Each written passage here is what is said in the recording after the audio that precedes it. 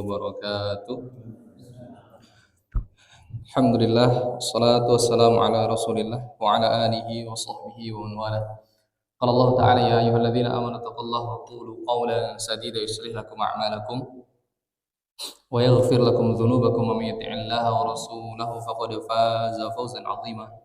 Wa qala sallallahu alaihi wasallam ittaqillaha haitsu ma kunt wa atbi'i sayyi'atal hasanata tamhuha wa khaliqin nas bi khuluqin hasanin. Wa qala al-Qur'anu hujjatun laka aw 'alaika. Baik, jamaah insyaallah dirahmati Allah Subhanahu wa taala. Alhamdulillah pada kesempatan malam hari ini Allah Subhanahu wa taala masih memberikan kesempatan kepada kita untuk kembali bermuajahah, bertatap muka, bersilaturahim, hadir di majelis ilmu yang mudah-mudahan kehadiran kita di tengah-tengah majelis ilmu ini mendatangkan keberkahan di sisi Allah Subhanahu wa taala. Kemudian menjadi asbab yang kelak di akhirat akan memberatkan timbangan kita di sisi Allah Subhanahu wa taala. Tentu saja bumi yang kita pijak hari ini di atas ketaatan kepada Allah Subhanahu wa taala akan bersaksi di akhirat nanti. Kemudian jika bumi itu kita gunakan untuk kemaksiatan pun akan bersaksi di akhirat kelak. Maka alhamdulillah pada malam hari ini Allah Subhanahu wa taala memberikan kesempatan kepada kita untuk bisa bersama-sama belajar, bermuajahah, berthalabul ilm, melakukan kebaikan yang mana mudah-mudahan ini menjadi asbab sekali lagi pemberat timbangan kebaikan kita di akhirat. Kita akan melanjutkan kajian kita dalam kitab Ta'limul Muta'allim yang dikarang oleh Imam Az-Zarnuji. Nas'alullahu ayanfa'ana bi'ilmihi wa ilmi masyayikhi fid dharain amin. Baik, saya bacakan matannya. Qila li Muhammad bin Hasan. Muhammad bin Hasan pernah ditanya tentang satu pertanyaan. Ya, Muhammad bin Hasan rahmatullah alaih. Beliau ditanya, lima la tusannifu kitaban fi zuhdi. Jadi Imam Muhammad bin Hasan ditanya tentang sebuah pertanyaan. Jadi beliau ditanya, wahai Syekh Muhammad bin Hasan rahmatullah alaik, gitu ya. Kenapa engkau tidak membuat sebuah kitab? Yang mana kitab ini kitab yang berkaitan tentang zuhud, gitu ya. Kitab yang berkaitan tentang zuhud. Maka Al-Imam Muhammad bin Hasan menjawab, qala qad sannaftu kitaban fil buyu'. Aku telah membuat atau telah mengarang sebuah kitab tentang perdagangan. Jadi Imam Muhammad bin Hasan ditanya tentang kenapa engkau tidak membuat kitab tentang zuhud. Ternyata Imam Muhammad bin Hasan justru malah kemudian menjawab dengan kalimat, aku telah membuat sebuah kitab tentang jual beli. Nah, tentu saja ini menimbulkan sebuah pertanyaan, gitu ya. Yang ditanya tentang zuhud, kenapa harus yang dikeluarkan justru kitab tentang jual beli, perdagangan? Maka beliau melanjutkan atau menjelaskan, karena tentu saja menimbulkan pertanyaan, maka beliau menjelaskan, maksudnya adalah az-zahidu man yahtarizu anis syubhat wal makruhat fit tijarat. Orang yang zuhud, maksudnya adalah, kenapa kok saya malah mengarangnya kitab buyu? Kenapa ketika Anda bertanya tentang pertanyaan ini, kata Imam Muhammad bin Hasan, ketika Anda bertanya tentang pertanyaan kenapa engkau tidak membuat kitab tentang atau mengarang kitab tentang zuhud, nah saya menjawabnya, saya sudah membuat karangan sebuah kitab tentang jual beli, gitu ya. Maka kata Imam Muhammad bin Hasan mengatakan bahwa az-zahid, sesungguhnya orang yang zuhud, orang yang benar-benar zuhud, fokusnya ke saya aja, biarkan kameramen fokus pada kameranya, Az-zahidu, orang yang zuhud sesungguhnya adalah siapa mereka? Man yahtarizu anis syubhat, siapa yang bisa menyelamatkan dirinya dari perkara syubhat, wal makruhat, dan perkara-perkara yang makruh, fit tijarah, dalam perkara tijarah. Saudara insyaallah dirahmati Allah Subhanahu wa taala, syubhat itu statusnya belum haram.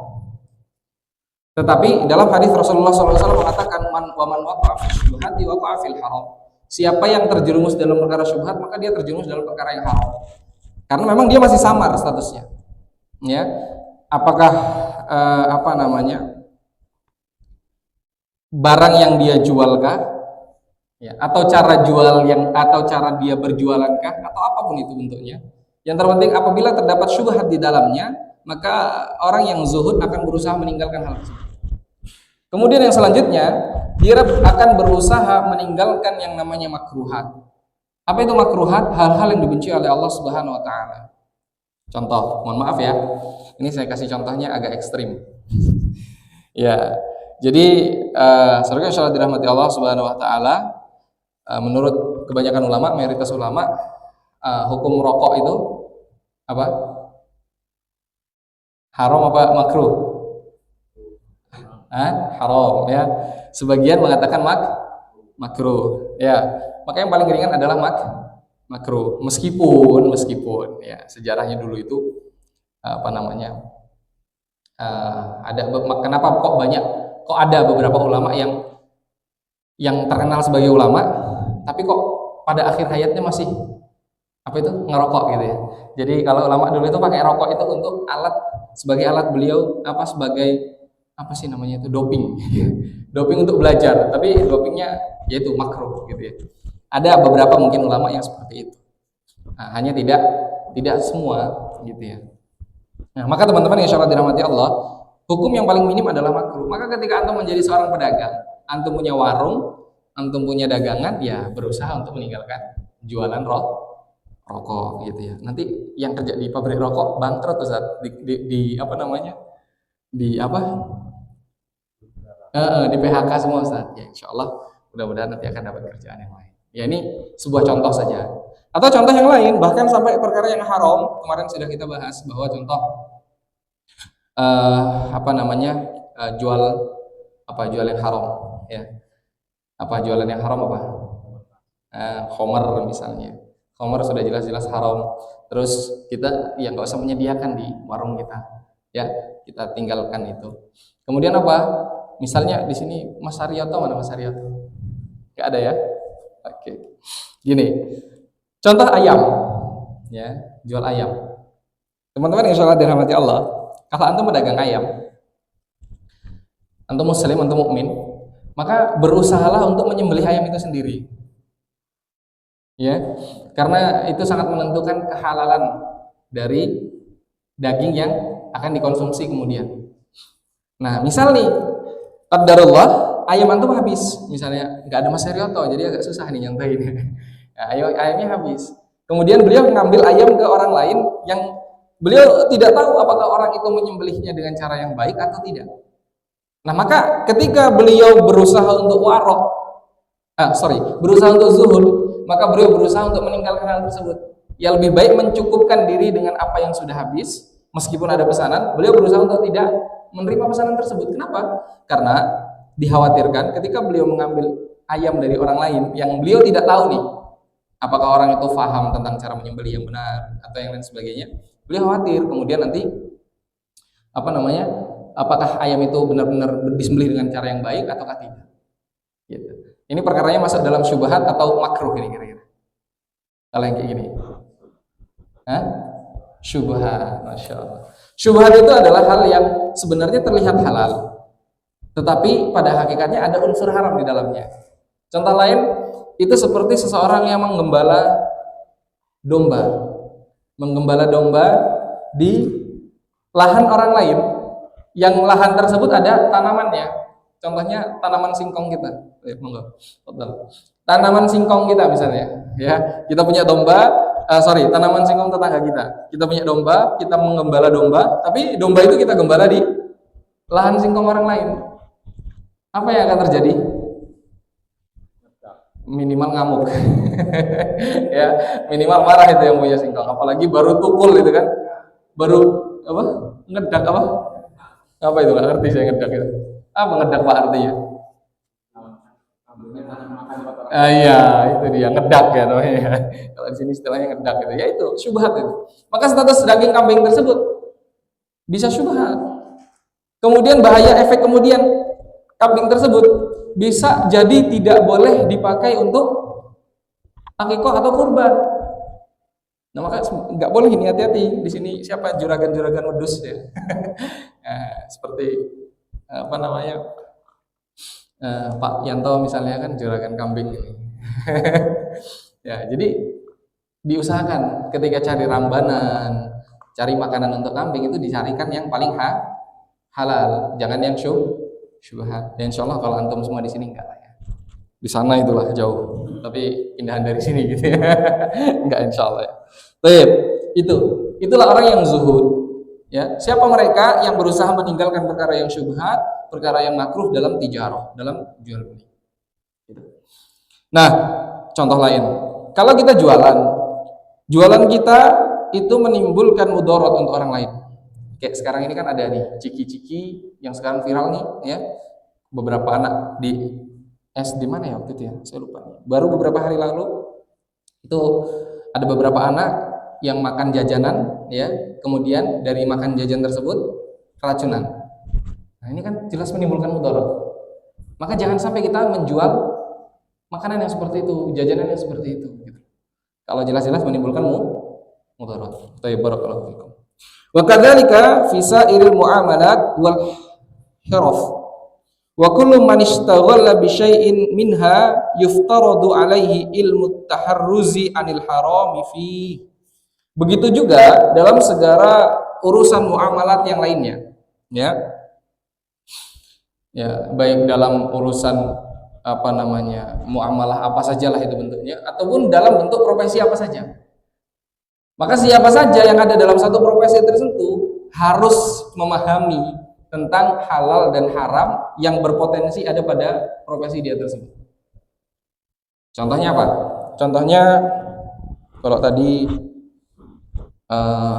pedagang sudah, peternak kambing sudah, guru misalnya. Ya, guru. Sekarang ini guru juga berpotensi, ya mudah-mudahan tidak lah ya, berpotensi berakibat apa namanya, menimbulkan syubhat atau bahkan haram. Ya, ketika apa? Ketika ada penyalahgunaan dana apa? BOS, bantuan operasional sekolah. Nah, ketika tidak kita serahkan kepada yang berhak sesungguhnya, maka itu bisa berpotensi minimal syubhat atau bahkan bisa haram. Apalagi yang nggak kita berikan haknya adalah orang yang benar-benar sangat membutuhkan, orang yang mungkin kekurangan dan seterusnya. Ini guru, pekerjaan mulia, tapi juga bisa berpotensi masuk ke dalam perkara yang syubhat. Begitu segala profesi harus kita pahami. Apakah apa yang kita kerjakan itu kemudian akan mendatangkan syubhat? Apakah apa yang kita kerjakan itu kemudian akan mendatangkan keharaman? Ataukah apa yang kita kerjakan itu kemudian akan mendatangkan mudarat?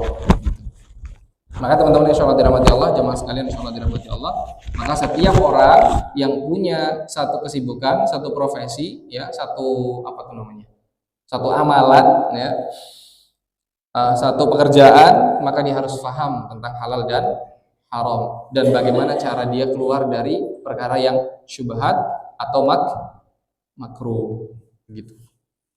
Baik, kita lanjutkan. Wa kadzalika yuftaradu alaihi ilmu ahwalil qalb minat tawakkul wal inabah wal khasyah wal ridha fa innahu waqi'un fi jam'il ahwal. Ya. Ini kita mereview ya materi yang sebelumnya. Begitu juga diwajibkan baginya untuk mengetahui ilmu tentang kondisi-kondisi hati. Ya, terkait tawakal yang kemarin sudah kita bahas secara gamblang. Bagaimana seseorang benar tawakalnya kepada Allah Subhanahu wa taala. Ya. Seandainya Rasul memberikan sebuah perumpamaan, ya, seandainya seseorang itu bertawakal dengan sebenar-benar tawakal, maka dia akan bertawakal sebagaimana tawakalnya seekor burung. Ya. Bagaimana tawakalnya seekor burung? Berangkat, bukan berangkat pagi pulang sore, bukan. Bukan cuma itu, ya. Kalau berangkat pagi pulang sore kita juga bisa, gitu ya. Tapi dalam perjalanannya misah-misuh gitu. Ya. Pak paringi mangkat isuk balik sore tetap wae ora oleh apa-apa. Ya, kenapa? Bisa jadi kita kurang tawakal. Nah, kalau burung itu berangkat di waktu pagi, ya mereka berangkat keluar dari sarangnya itu dalam kondisi lapar dan kembali dalam kondisi kenyang. Karena dia benar tawakalnya kepada Allah Subhanahu wa taala. Ya, benar tawakalnya kepada Allah Subhanahu wa taala. Nah, maka saudara insyaallah dirahmati Allah Subhanahu wa taala gitu kita. Kalau kita benar-benar tawakal kepada Allah Subhanahu wa taala, maka kita pasrahkan. Yang terpenting kita usaha.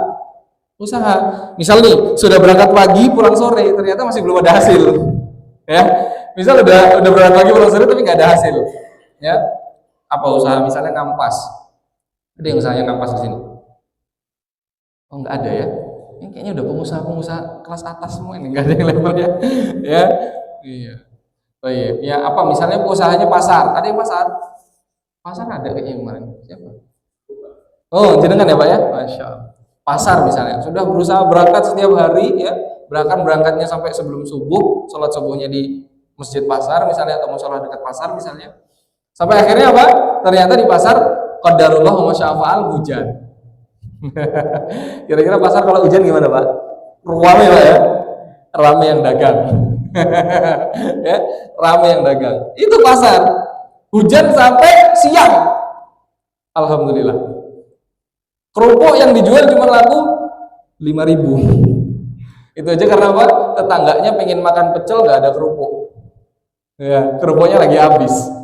Belilah kerupuk di kita 5.000. Tape serincing belum kelong gitu kan. Akhirnya apa? Tapenya diapain kalau kayak gitu Pak? Kalau sisa biasanya tapenya diapain? Kalau sisa buat tape nggak kalau belanja? Ya, kalau di pasar jualan tape nggak? Tape jual. Kalau sisa biasanya dikemanain? Oh alhamdulillah ya, masya Allah. Dibagi ya? Oke bagus mantap ya, keren ya. Jadi itu alhamdulillah masih ada dibaginya gitu kan. Kalau dibawa pulang terus dibiarin aja kan akhirnya mubazir gitu ya. Jadi dibagikan ya bagus lah. Jadi kalau kita benar tawakalnya, mungkin hari itu kita nggak dapat apa-apa, bahkan habis bensin, bahkan rugi. Tapi besok, karena kita ikhlas, ya sudah. Tapi kita bagikan, Bismillah, kita kasih, kita niatkan untuk sedekah. Besok Allah bisa saja buat jualan kita hari itu diganti untungnya di hari esok, bahkan 2 kali, 3 kali lipat, bahkan lebih. Ya, nah itu. Kalau benar tawakal kita kepada Allah, insya Allah seperti itu. Maka kita harus tahu kondisi hati kita nih. Kita harus tahu. Karena setiap kita punya hati gitu loh. Alasannya seperti itu. Ya, alasan Imam Zarnuji adalah karena setiap kita punya hati. Jadi kita perlu tahu kondisi hati kita. Kita ini lagi tawakal apa lagi ngresulo? Ya. Jangan aku cek tawakal iki. Cek ikhtiar wae. Tapi ngresulo. Karena apa? Di rumah istri udah bilang, "Pak, pokoknya enak sampean Bali orang bawa duit, mending ngerasa Bali Pak." ya mudah-mudahan istri kita nggak seperti itu ya Pak ya. Istrinya suruh ngaji Pak ya, biar jadi kayak istrinya para sahabat. Istrinya para sahabat itu bilang seperti ini ketika sahabat itu keluar, "Wahai kekasihku, wahai suamiku, ketahuilah bahwa aku kuat menahan lapar di dunia, tapi aku tidak kuat menahan panasnya api neraka. Maka jangan kau sekali-kali membawa pulang ke rumah ini makanan atau apapun kecuali itu yang kecuali itu adalah halal." Insyaallah. Kalau istrinya kayak gitu, semangat kita, ya. Usaha berangkat pagi, pulang sore, nggak dapat hasil, tetap Bali. Ini udah nggak dapat hasil, kok pulang takut gitu kan ya. Mana SPP anak udah nunggak gitu ya. Pulsa sudah bilang pulsa listrik udah bunyi duit gitu kan. Pulsa listrik kan tuh bunyinya duit nggak? Sama ya. Saya begitu tuh. Ya, belum kondangan ya, apalagi ketimpangan gitu. Ya salam. Nah, saudara dirahmati Allah. Inilah kondisi hati yang perlu kita pelajari. Nah, kalau setiap kita lulus dalam mempelajari perkara-perkara hati, kondisi-kondisi hati, ya, maka ada beberapa kondisi ya. Pertama tawakal tadi, kemudian inabah, ya. Apa itu inabah? Berserah diri kepada Allah Subhanahu wa taala, ya. Oh, mohon maaf, salah. Al-inabah itu adalah taubat ya. Astagfirullahaladzim. Inabah itu jadi bagaimana dia kembali kepada Allah Subhanahu wa taala, taubat kepada Allah Subhanahu wa taala. Wal khasyah war ridha, rasa takut dan ridho atas takdir Allah Subhanahu wa taala. Jadi enggak ngedumel, gitu loh. Nah, ini yang perlu kita ajarkan untuk diri kita ajarkan untuk keluarga kita. Kalau istri kita, keluarga kita di rumah sudah paham tentang makna tawakal, sudah paham tentang makna inabah, sudah paham tentang makna khosyah, sudah paham tentang makna apa tadi? Ridho terhadap takdir Allah Subhanahu wa taala, maka mudah. Ya.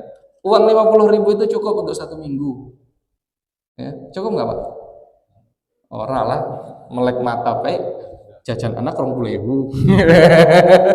Gitu ya. Baik. Izin saya minum dulu ya, bismillah. Jadi, teman-teman insyaallah dirahmati Allah, Bapak-bapak insyaallah dirahmati Allah. Ya, semua itu tergantung kita, ya. Kita ingin bikin itu cukup atau tidak itu tergantung kita. Ya. Nah, maka anak kita ya harus kita didik juga. Kita didik tentang tawakal, ya, kita didik tentang ridho. Dia harus bisa kita ajarkan untuk bisa menerima. Berapapun pemberian yang kita beri, dia harus bisa menerima. Kadang kita sebagai orang tua itu salahnya adalah kita terlalu memberikan yang berlebih kepada anak kita. Sehingga saat kita tidak punya apa-apa, anak kita menuntut. Dan apa yang terjadi? Kita yang kelabakan. Maka ada kasus, mohon maaf ya, ada kasus anak menyembelih orang tuanya. Karena apa? Karena apa? Minta motor nggak dibeliin. Ya, alhamdulillah. Ya, itu ada di tetangga desa saya di sana, ada tuh. Ya, jadi anak itu sampai akhirnya agak stres ya karena menyembelih ayahnya dan sampai meninggal. Maka saudara-saudara dirahmati Allah, semua itu perlu ada kadarnya. Ya, kita kasih sesuai kadar ya kemampuan kita, dan kita ajarkan tentang kondisi hati, yaitu ridho, menerima takdir Allah Subhanahu wa taala, menerima pemberian orang tua, menerima pemberian Allah Subhanahu wa taala. Karena kata Rasulullah SAW, ya, man la yashkurun nas la yashkurullah, atau kama qala. Siapa yang tidak bersyukur kepada manusia, maka dia tidak akan bisa bersyukur kepada Allah Subhanahu wa taala. Kita nggak bersyukur nih dilahirkan dari rahim ibu kita. Ya, kita selalu bilang seandainya jajan loh. Biyen aku bapakku sugih. Pasti uripku penak. Kita selalu seperti itu. Kita yang selalu kita dengungkan seperti itu. Jajal bae. Biyen bapakku presiden, ya. Pasti uripku kepenak. Jajal bae. Biyen bapakku lurah. Pasti aku duwe bengkok misalnya, ya. Dan seterusnya. Kita selalu seperti itu. Kita tidak berterima kasih kepada ayah kita yang telah menguras keringatnya, ibu kita yang sudah bertarung mati-matian untuk melahirkan kita. Kita tidak berterima kasih. Ya, nauzubillah. Minimal kita doakan, saudara, insyaallah. Maka sayang sekali kalau kita sudah sampai di usia ini kita tidak juga melazimi doa untuk orang tua kita minimal setiap selesai sholat. Baik, barakallahu fikum. Begitu teman-teman. Kemudian fa innahu waqi'un fi jami'il ahwal. Karena perkara-perkara hati, rasa-rasa yang ada di dalam hati itu selalu ada dalam setiap kondisi. Selalu ada dalam setiap kondisi. Soal tawakal, soal ridho, soal kembali kepada Allah, inabah, taubat, soal khosyah, rasa takut kepada Allah Subhanahu wa taala, itu akan selalu ada dalam setiap kondisi. Kita penjual, bapak-bapak yang insyaallah dirahmati Allah, kalau kita punya rasa takut akan siksa Allah Subhanahu wa taala, maka kita akan milih-milih. Ya. Apakah dagangan yang kita dagangkan ini adalah dagangan yang halal atau haram? Apakah bahkan syubhat ataukah bahkan menimbulkan madarat, kita bakal milih-milih. Tapi kalau kita nggak ada rasa takutnya sama sekali sama Allah, ya kita sembarangan aja. Yang penting jadi duit. Benar apa benar? Ya, insyaallah kalau di sini tidak, mudah-mudahan. Baik, lanjut. Wa syaraful ilmi la yakhfa ala ahadin idh huwal mukhtassun bil insaniyah li'anna jami'al khisal siwal ilm yashtariku fiha al insanu wa sairul hayawanat. Baik. Jadi kemuliaan ilmu, saudara insyaallah dirahmati Allah Subhanahu wa taala, itu tidak diragukan oleh siapa saja. Karena kemuliaan ini adalah kemuliaan yang khusus, Allah khususkan untuk manusia. Jadi ilmu tentang kondisi hati, ilmu tentang halal haram, ilmu tentang syubhat, ilmu tentang makruh itu hanya bisa difahami oleh manusia.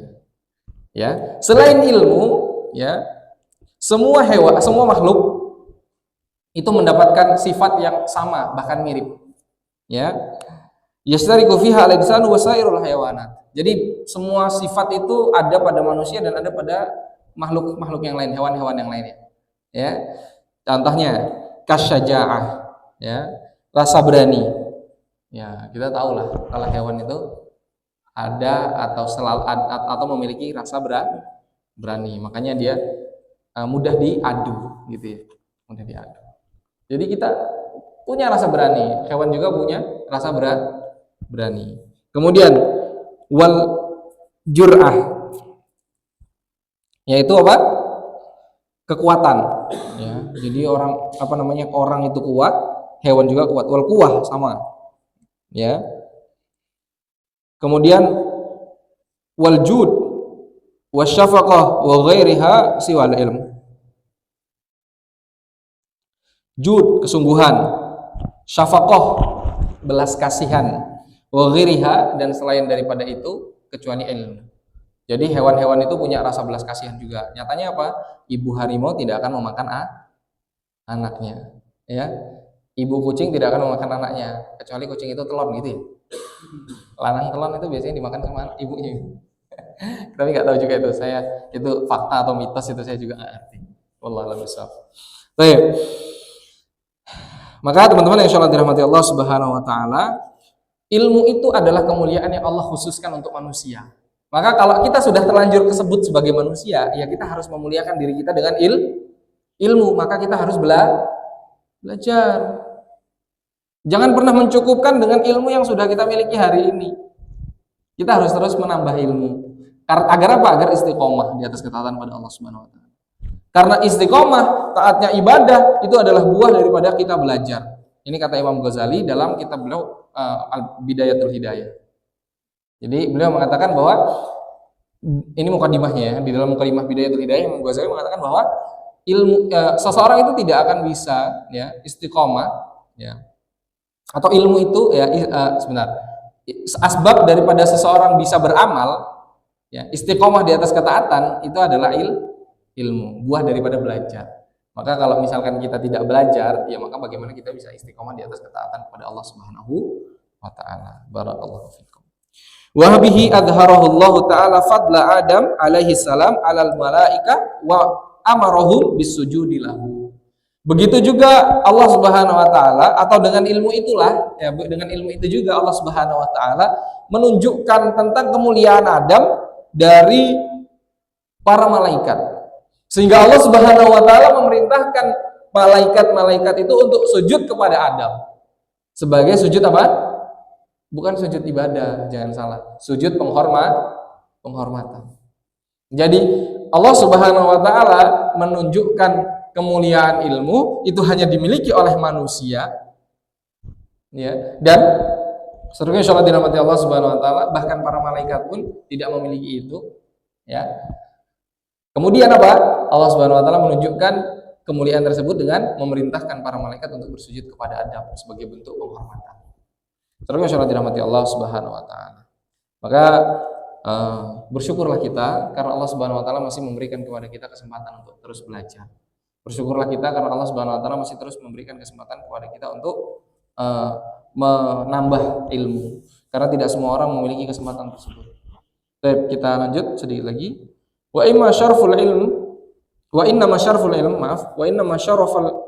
ilmu bikaunihi wasilatan ilal birri wat taqwa alladhi yastahiqqu biha almar'u al-karamata indallah was sa'adatal abadiyah kama qila li Muhammad bin Hasan rahmatullahi alaihima sya'ran.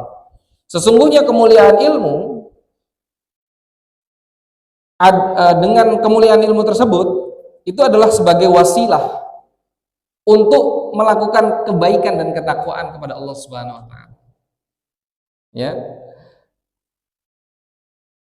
Yang mana orang yang mendapatkan ilmu tersebut itu seperti orang yang mendapatkan karomah di sisi Allah Subhanahu wa taala. Saudara dirahmati Allah Subhanahu wa taala, maka ketika kita mendapatkan ilmu, kemudian dari ilmu itu kita bisa melakukan kebaikan dan ketakwaan, maka alhamdulillah itu adalah bekal yang sangat baik yang kita sudah paham semua. Kita sudah sering banget dengar ayatnya tazawwadu fa inna khairaz zadi taqwa. Ya, berbekalah kalian sebaik-baik bekal itu adalah takwa. Takwa itu menurut penjelasan para ulama adalah kalau kalau Umar bin Khattab mengatakan bahwa takwa itu adalah bagaimana kamu berjalan di atas jalanan yang penuh duri, yang mana kemudian kamu berjalan dengan penuh hati-hati. Kebanyakan ulama atau jumhur ulama mayoritas ulama mengatakan bahwa makna takwa itu adalah kamu menjalankan perintah Allah dan menjauhi larangan Allah. Maka kemudian saudara insyaallah dirahmati Allah Subhanahu wa taala ya? Apa kaitannya dengan ilmu? Ketika seseorang berilmu, maka dia akan tahu ya, di jalanan yang dia lewati itu mana yang hal-hal yang berbahaya, mana yang hal-hal yang tidak berbahaya, mana hal-hal yang menjerumuskan dia ke dalam neraka, mana hal-hal yang mendatangkan ampunan Allah dan memasukkan dia ke dalam surga. Ya kalau nggak berilmu nggak bakal tahu. Ya, kalau nggak berilmu nggak bakal tahu. Contoh. Arisan apa hukumnya arisan? Arisan hukumnya apa arisan? Coba. Nah, nggak ada yang jawab ya, priwe. Satu orang. Mas, coba mas. Apa mas hukum arisan? Arisan. Oh, arisan ya? Ngumpulin duit. Iya, kalau mubah gimana saat ya? Taib. Hukum asalnya mubah. Ya, karena dia seperti hutang. Akadnya seperti hutang. Kapan nggak bolehnya? Kapan? Iya, ketika ada tambahan, ya, ada adminnya, gitu ya, ada admin. Nah, maka itu bisa menjadi haram, ya, minimal syubhat. Uang admin itu dikemanakan, ya? Kalau dia dimasukkan misalnya kalau dia akadnya utang, ya, kan kalau itu akadnya seperti utang ya. Misalnya saya, Mas Pur, terus Mas Anjas arisan setiap seminggu 10.000. Berarti dapatnya berapa? 30.000, ya. Tapi yang dibayarkan adalah 35.000 misalnya. 5.000-nya pakai kemana itu? Ya, 5.000-nya buat admin atau buat apakah gitu kan? Nah, kalau buat makan-makan bersama, apakah itu bersama adakah kesepakatan di dalamnya gitu kan? Kalau memang pokoknya 30.000, 5.000 admin itu dipisahkan, jangan dijadikan satu, akadnya jangan dijadikan satu. Ya, jangan dijadikan satu. Ini untuk kas misalnya, yang 30.000 untuk arisannya, misalnya seperti itu. Jadi dipisah, jangan dicampur baurkan akadnya. Wallahu a'lam. Ya, itu contoh arisan gitu ya. Atau contoh arisan kurban, padahal bagus ya. Ini bukan arisan sih, ta'awun, ya, ta'awun kurban misalnya, atau apa ya bahasanya ya? Ya kayak ta'awun gitulah. Misalnya ada beberapa orang mengumpulkan uang, kemudian ada uangnya, ya, tahun ya, misalnya kayak tahun aja lah yang paling mudah. Tahun, ya kan, ada beberapa orang mengumpulkan uang untuk kas, kemudian dari uang tersebut nanti anggota tahun itu boleh minjam misalnya. Nah, ketika boleh minjam, maka ada yang salah dalam akadnya. Ta'awun itu kan niatnya untuk menolong kan? Ya, wa ta'awanu, dan saling menolonglah kalian gitu kan. Istilahnya kan untuk menolong sebenarnya. Kemudian apa? Justru mengembalikannya harus dipaksa untuk dilebihkan misalnya. Maka itu hukumnya adalah tidak boleh. Tapi sekarang saya tanya, kalau misalnya nih kita semua punya kelompok ta'awun, terus saya minjem uang 10 juta dari kelompok. Ketika mengembalikan, saya kembalikannya 11 juta. Boleh nggak? Nah, tergantung akadnya. Gimana mas penjelasannya? Contoh. Tergantung akadnya gimana? Yang boleh gimana, yang nggak boleh gimana?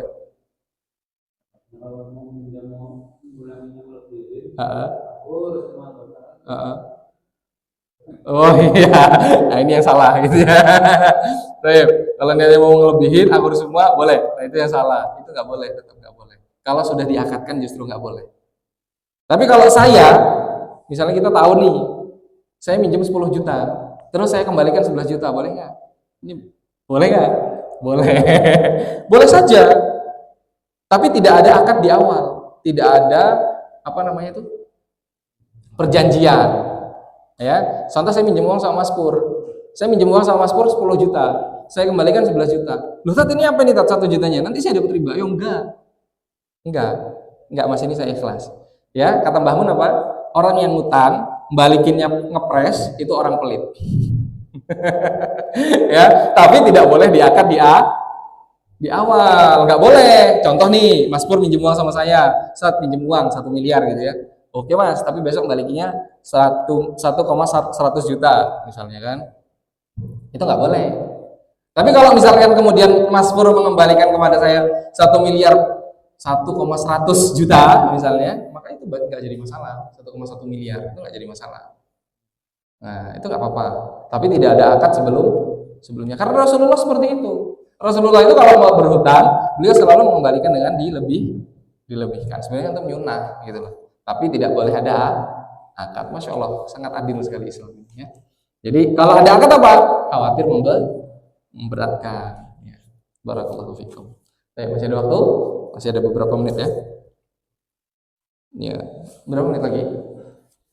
1 menit lagi. Baik, barakallahu fikum.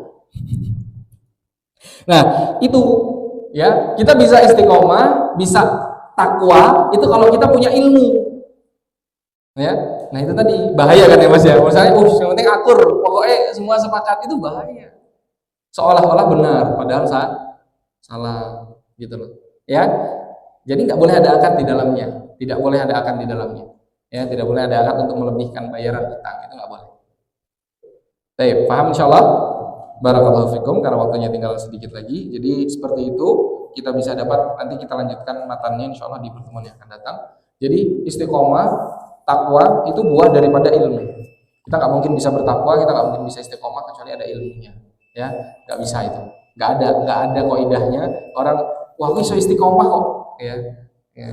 Tapi tidak ada ilmunya itu nggak mungkin. Sesuatu yang sangat mustahil. Ya, mustahil. Kalau katanya Quran itu apa? Hayhata. Orang mungkin. Ya, kalau bahasa Quran itu hayhata. Jadi besok kalau antum mau bilang nggak mungkin itu gitu ya. Hayhata. Insyaallah. Barakallahu fikum. Seperti itu yang bisa saya sampaikan. Apabila ada salah mohon dimaafkan. Semoga apa yang saya sampaikan ada bermanfaatnya. Kalau ada salah boleh diingatkan. Insyaallah nanti kita sama-sama belajar. Tentu saja saya akan selalu menerima masukan-masukan, akan selalu menerima masukan-masukan, nasihat-nasihat dari teman-teman semuanya ketika kemudian saya ada salah dalam proses menyampaikan ilmu. Barakallahu fikum, hadza minni wal afu minkum. Assalamualaikum warahmatullahi wabarakatuh.